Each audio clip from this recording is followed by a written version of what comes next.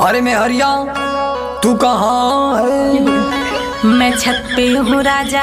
तो जरा नीचे आ जा। क्या बात है राजा? करे तू इंस्टाग्राम चलावेली का? हाँ हो मोरे राजा, बड़ा आवेला मजा। कमीनी, तू ये सब छोड़ दे। ऐसे कैसे मैं इंस्टाग्राम छोड़ दूं राजा?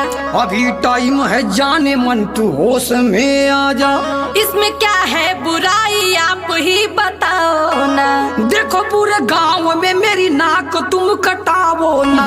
अरे राजा जी, इसमें पैसा बहुत मिलता है। तेरी वीडियो से कितनों का नियत बिगड़ता है। जो जैसा सोचता है सोचे, उसमें मैं क्या करूं? तू इंस्टाग्राम पे वीडियो बनावल बंद करूं। देखा राजा, ए में फिल्टर बहुत